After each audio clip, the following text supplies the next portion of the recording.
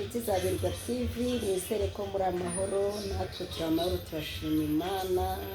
Ndabashimije mu izina rya Yesu Kristo n'ibisanzwe.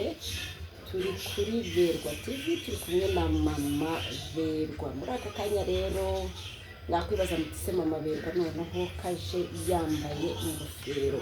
Aka kagofero rero muri mu kureba imbere yanjye cyangwa se muri kureba ku mutwe wanjye, utu tugofero ndimo kuducurisha. Nifuje rero kutwereka abashuti banjye aho baherereye hose. Ni bwa bwoko bw'utugofero ba Dorcas bakunda kuririmbana. Ugakunze wambwira ukampamagara ukambaza kuri aka kagofero. Uyambara uko ushaka, ushatse urahindika, washaka ukanayambara uku, ushaka ukayambara uku, wanashaka ukayishyira inyuma.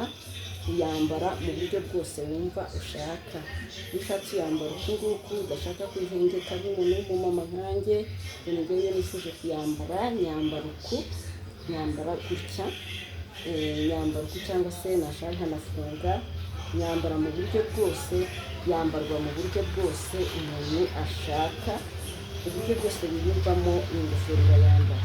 Kandi yambara uku, n'umuntu w'umumama, abatoya bayihindukana kuriya kwa ba Dorcas na Vestina. Buri muntu wese ayambara mu buryo bwose biyumvamo. Utu tugofero rero turi ku isoko, ndaducuruza. Utu tugofero ndaducuruza, wumva ugashaka, wumva ugakeneye, wambwira tugufero ndagucuruza. Dore ninjiye mu bintu byo gucuruza ingofero n'amavuta n'ibindi, bizagenda mbibagezaho. Rero tugufero ndadufite, ugakeneye wambwira. Ako ni kamwe rero mu ngofero ndimo gucuruza. Hari n'indi ndimo gucuruza nayo, hari iyi y'urugara, hari iyi nayo, hari iyi ngofero ushatse yambara uku, cyangwa se ukayihengekura, ukayambara uku, uyambara ubanza narebesheje inyuma. Ushatse uyambara nayo, ushatse uyambara uku, ukayirabika, cyangwa se washaka nayo ukayambara uku. Ushatse nayo ushobora kuyambara gutya. Iyi rero nayo iri mu ngofero ndimo gucuruza ziri ku isoko, nayo ushatse uyambara gutya. Cyangwa se washaka nkatwe b'abamama ukayambara uku, yaba mu gihe cy'izuba cyangwa se mu gihe cy'imvura irafasha.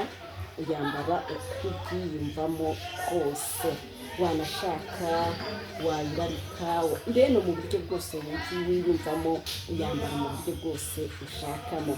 Niyo ushatse wongera ukayihinduka ku batoya, ukamanura uku ku bato. Ku bantu bakuru rero tuyambara tukikwiza, ku bantu tuba twisaziye. Ushatse uyambara gutya, uyambara uku, ushatse uyambara gutya, ukayambara neza kurengewe nta gihuriye, ariko ushaka ukayirarika, ushatse urayirarika.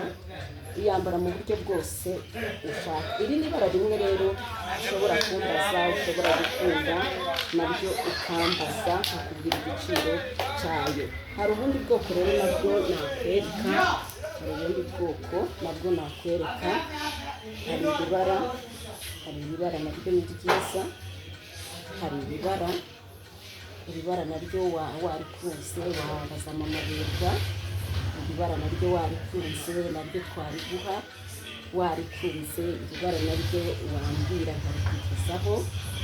Ibibara ni byiza cyane, ibibara narikunze. Washaka wanakwambara uku, ushobora kuyihengeka mu bundi buryo. Ukeneye kuyambara wayihengekera ku ruhande rwose, ushobora kubushaka.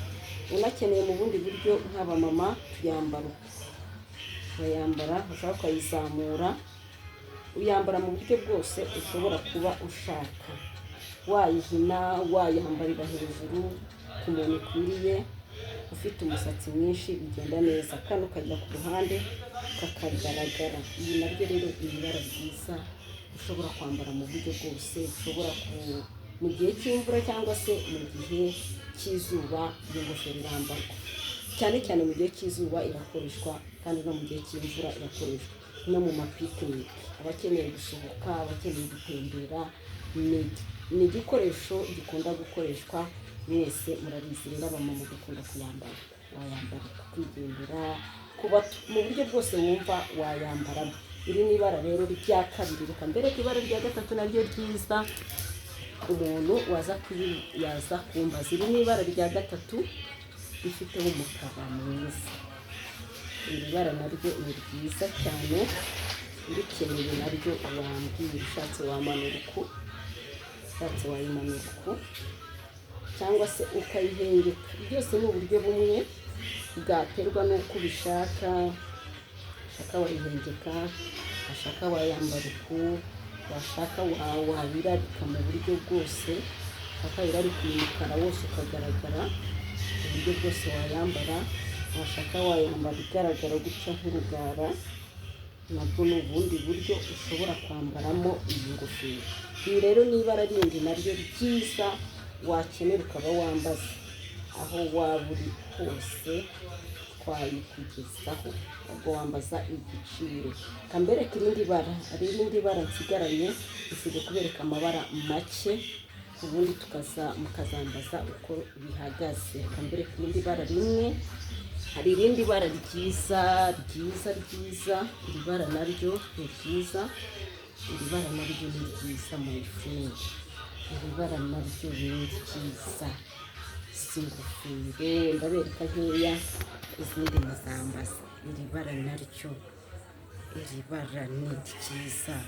Ushobora gufata uku, ushatse uyambara uku, ushatse uyambara uku, ushaka ukayambara uku, cyangwa se washaka ukayambara uku. Byumva ku bato, umuntu wese nuko abyumva. Ushatse uyambara uku, wayambara uku, wayambara uyiraritse, wayihengekera kuri uru ruhande ukazana aya masaro yayo ku ruhande, wayizamura ukayambara nk'urugara ifashe uku nguku, wayambara ukayirarika uku.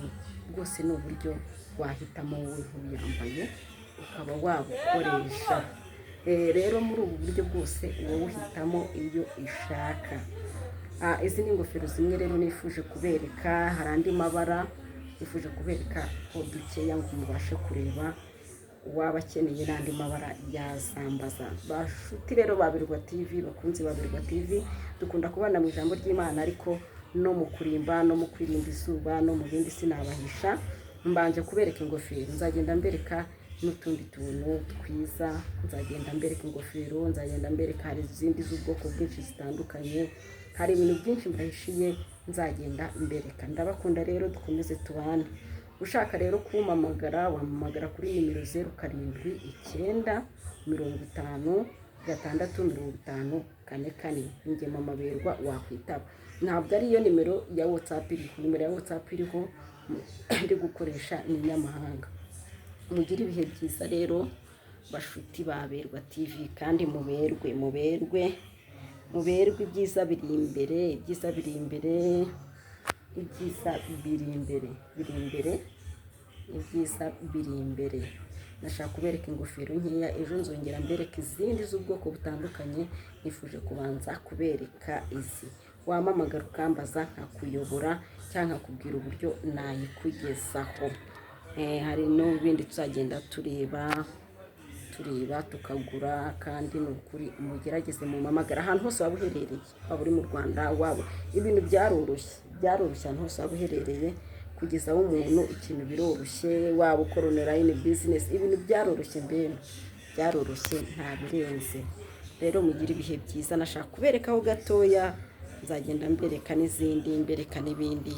Tubane kandi muteze imbere Mama Berwa. Murakoze inshuti za Berwa TV.